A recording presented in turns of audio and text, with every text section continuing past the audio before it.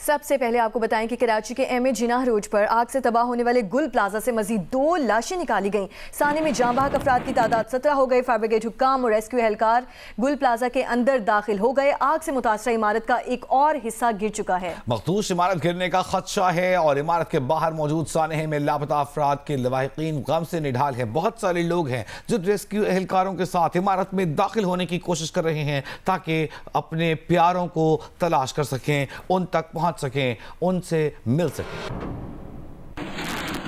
इसी मामले पर काशिफ मुश्ताक हमारे रिपोर्टर हैं, एक्सटेंसिवली इस वाक़े को कवर करते रहे हैं। आज हम उनसे बात करेंगे कि क्या अवामिल थे, क्या मुहर्रिकात थे, कैसे इस सानहे को होने से रोका जा सकता था। काशिफ मुश्ताक, बहुत शुक्रिया आपका। सबसे पहले तो ये बताइएगा कि इस वक्त क्या सूरत हाल है। लोग कोशिश कर रहे हैं कि इमारत में दाखिल हो जाएं, उन्हें कहीं से इत्तला मिलती है, जैसे इत्तला मिली कि मस्जिद है जिसमें कुछ लोग फंसे हुए हैं। ऐसी गैर मुसद्दक़ा इत्तलात पर उनकी जानिब से इमारत में दाखिल होने की कोशिशें हम तक पहुंची हैं। क्या इत्तलात है आपके पास? बिल्कुल वजी, ऐसा ये लोगों का बहुत बड़ा एक हजूम यहाँ मौजूद है। वक्फे से लोगों की जानिब से यहाँ शोर शराबा किया जाता है और इमारत के करीब आया जाता है। मेरे बिल्कुल अकब जो आप एक ये हिस्सा देख रहे हैं इस इमारत का, ये काफ़ी हद तक गिर चुका है और मजीद भी गिरने का खदशा है। फायर ब्रिगेड हुकाम की जानिब से वक्फे से ऑपरेशन जो है वो रोका जाता है, फिर दोबारा से शुरू किया जाता है ताकि कोई भी नाखुशगवार वाक़या मजीद पेश ना आए या इमारत ना गिर जाए। आपको बताएं सबसे पहले मेरे कैमरामैन सरवर रज़ा के यहाँ से अब जो है वो फायर ब्रिगेड हुकाम की जो गाड़ियाँ हैं वो आगे भी पहुँची हैं। साथ साथ जो रेस्क्यू ऑपरेशन सर्चिंग का अमल शुरू नहीं किया जा सक रहा था उसे अब शुरू कर दिया गया है। ये सीढ़ी एक आर्जी तौर पर लगाई गई है, यहाँ से अंदर दाखिल हुए हैं और अभी जो 2 डेड बॉडीज़ मजीद निकाली गई हैं वो यहीं से निकाली गई हैं। मजमूई तौर पर तादाद जो है वो 17 हो गई है, जबकि 74 अफराद के लापता होने के इतलात हैं। ये सिर्फ एक साइड के मनाजिर हैं। जब हम इसकी बैक साइड पर जाते हैं तो बहुत बड़ी तादाद में दुकानदार मौजूद हैं, उनके साथ ऐसी फैमिलीज़ मौजूद है जिनके प्यारे इस बिल्डिंग्स के अंदर हैं। हमने बहुत सारे लोगों से बात की तो उनकी जानिब से हमें ये बताया गया कि किसी से फ़ोन पे उनका राब्ता हुआ था जब ये वाक़या हफ्ते के रात जो है वो रिपोर्ट हुई और उसके बाद मुख्तलिफ वक्फे से ये कंडीशन जारी है। जबकि कैमरामैन से कहूँगा कि एक बार आपको यहाँ के मनाजिर दिखाएं कि लोगों की कितनी बड़ी तादाद यहाँ मौजूद है। आप देख सकते हैं कि लोगों को पीछे हटाने के लिए पुलिस की नफरी की जानिब से कोशिश की जाती है, फिर दोबारा से ये लोग आगे आ जाते हैं, जबकि ये इमारत बहुत ज़्यादा कमज़ोर है।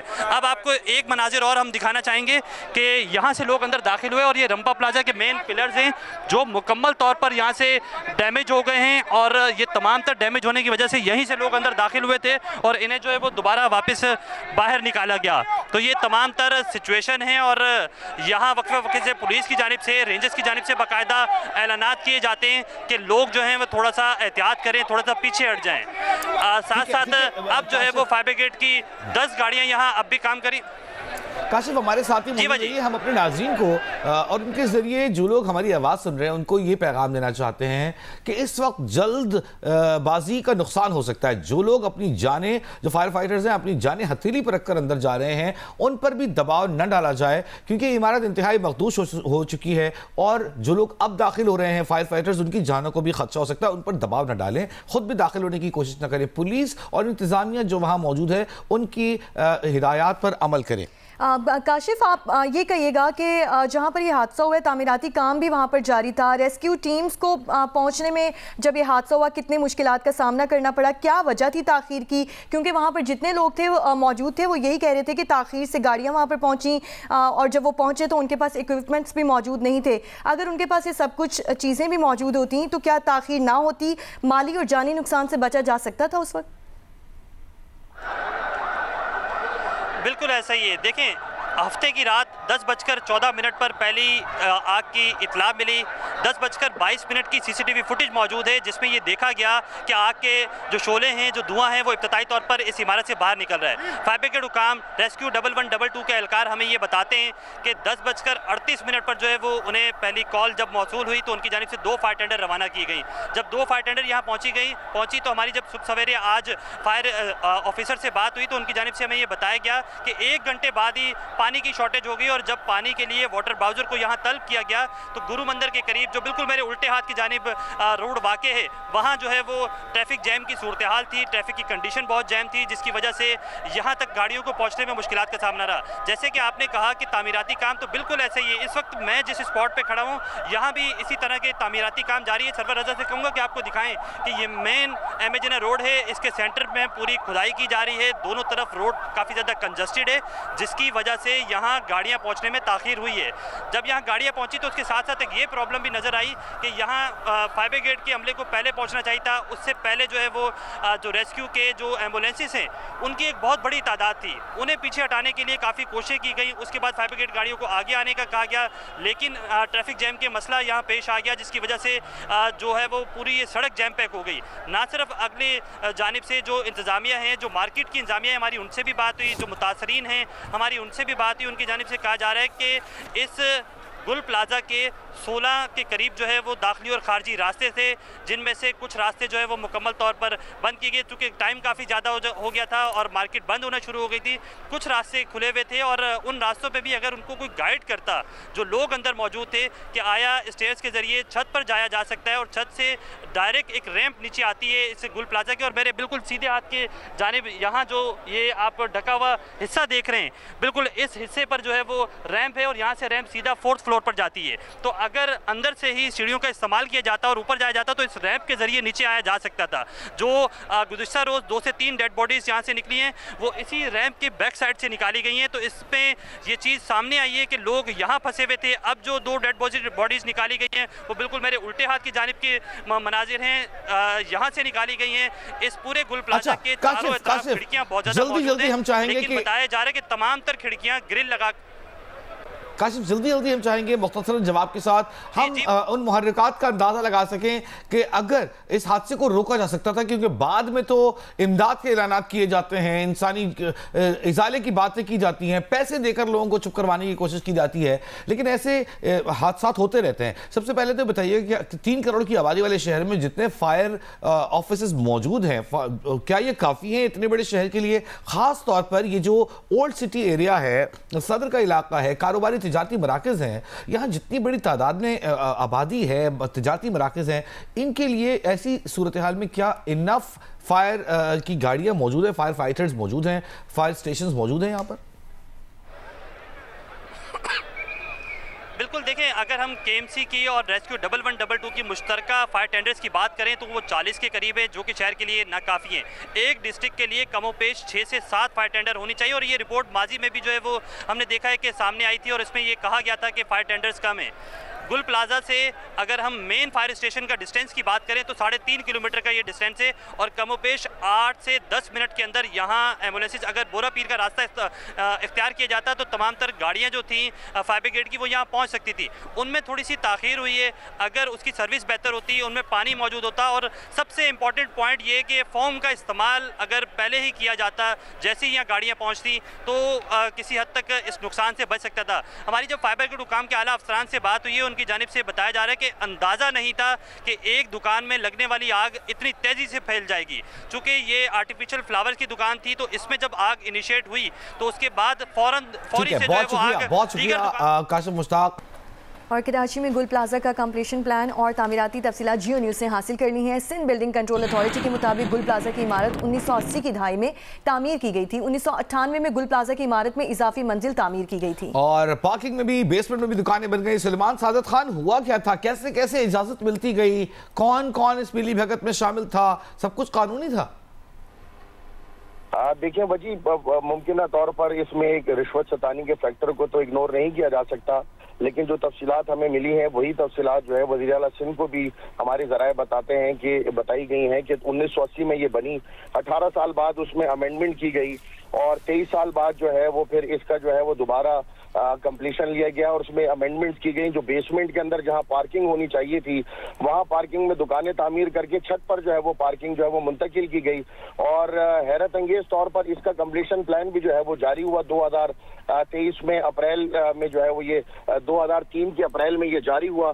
तो बताया ये जाता है कि इसमें जो कुल दुकानों की तादाद थी वो 1021 दुकानों की इजाजत थी और अब जो है वो 1200 के लगभग जो है वो दुकानें थी, तो 179 दुकानें जो है उसमें मजीद तामीर हुई।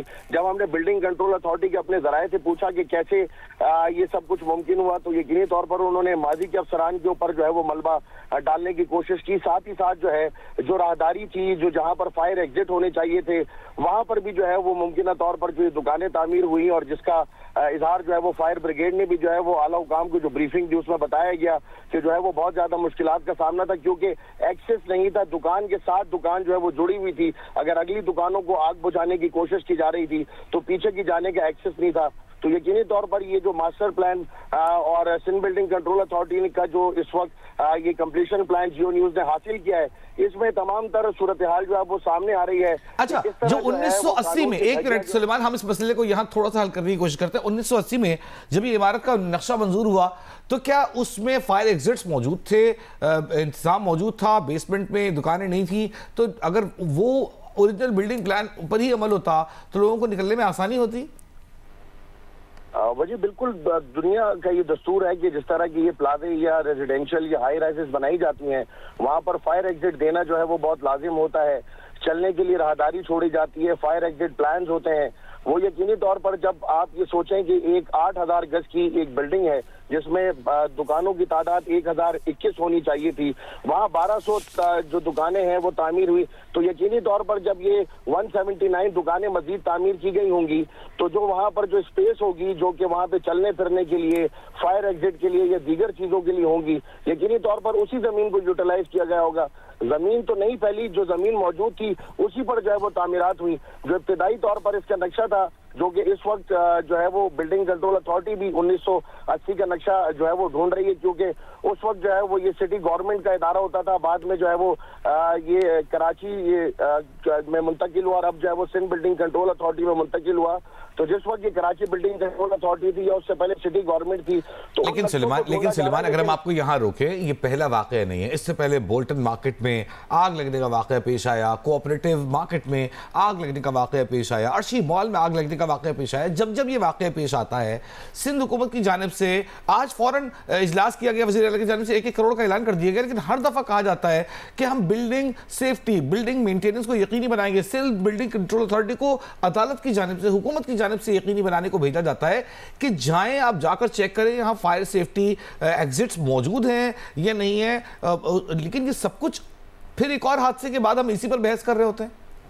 वजी, मैं आपको एक बात बताऊं, एक इदारा है जिसे सिविल डिफेंस का इदारा कहा जाता है, जिसका ये काम है बुनियादी तौर पर कि वो फायर सेफ्टी को जो है वो यकीनी बनाए। फायर सेफ्टी, वो कहते हैं बजट नहीं है हमारे पास, उनके पास बजट भी मौजूद होता है और वो ऐसे सूरत हाल के बाद आते हैं, वो फिर अपनी प्रेस रिलीज भी जारी करते हैं।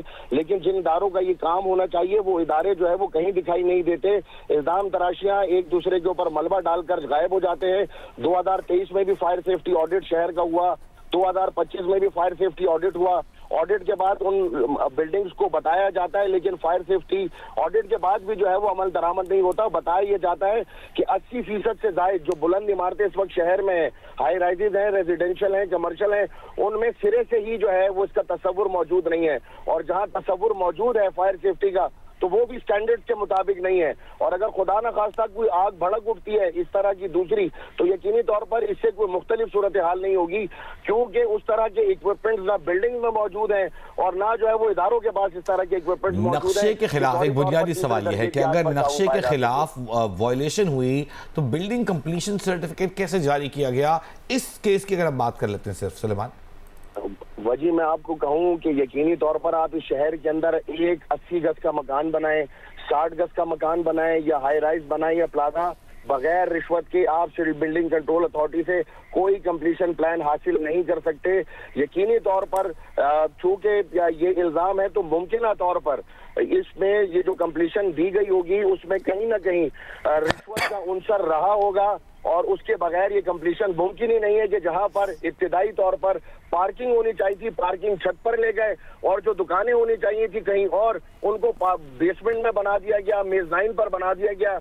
जहां पर 1021 दुकानें होनी चाहिए थी वहां पर 1200 दुकानें हो गई। तो ये कैसे मुमकिन है कि सिंध बिल्डिंग कंट्रोल अथॉरिटी या दीगर जो शहरी इंतजामिया के इदारे हैं वो इसमें मुलविस ना हो और ये तमाम तर बिल्डिंग बन गई हो, इसके फायर एग्जिट खत्म हो गए हो। बस इंतजार इसी तरह के वाकयात का रहता है। इंक्वायरी कमीशन बनाए जाते हैं, किसी को इल्जाम ठहराकर कुछ अफसरान मुअत्तल कर दिए जाते हैं और उसके बाद सब अच्छा है राग अलाप दिया जाता है। ठीक है, बहुत शुक्रिया सुलेमान सादत खान हमें बता रहे थे कि ये मामलात किस तरह आगे बढ़ते हैं। पाक चाइना एग्री इन्वेस्टमेंट कॉन्फ्रेंस इस वक्त जारी है। चीनी सफीर से गुफ्तगू कर रहे हैं, आपको सुनवाते हैं। We gather here today to discuss agricultural cooperation. Our contribution to the world economic growth is about 30%, which has fully shown that Chinese modernization have offered fresh opportunities to the rest of the world. We're also delighted to see that under the strong leadership of Prime Minister Shehbaz Sharif, Pakistan's economy grew by over 3% in last year and reached 3.71% in the first quarter of fiscal year 2026, outpacing global averages, and also far exceeding the US, which is 2%, and Japan, which is 1.1%.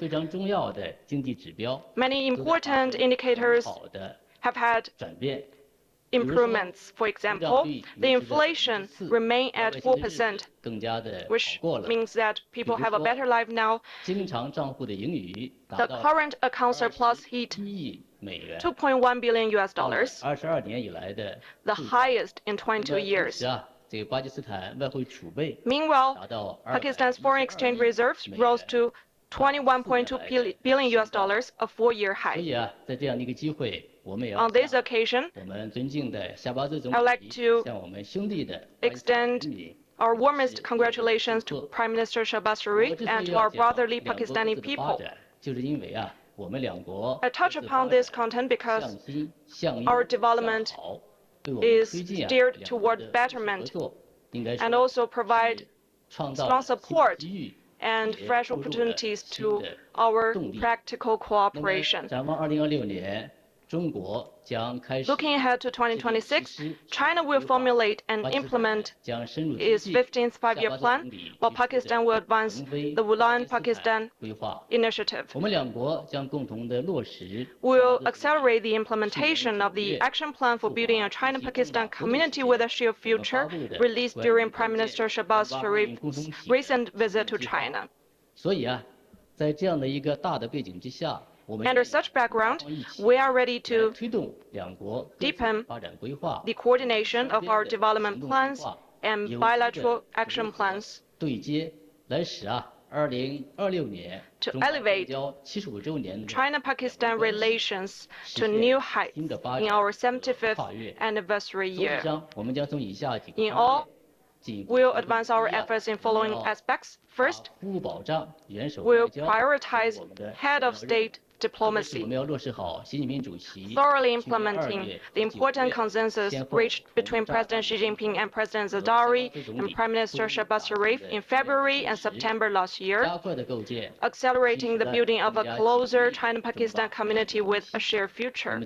Second, we will center on deepening all-weather strategic cooperation,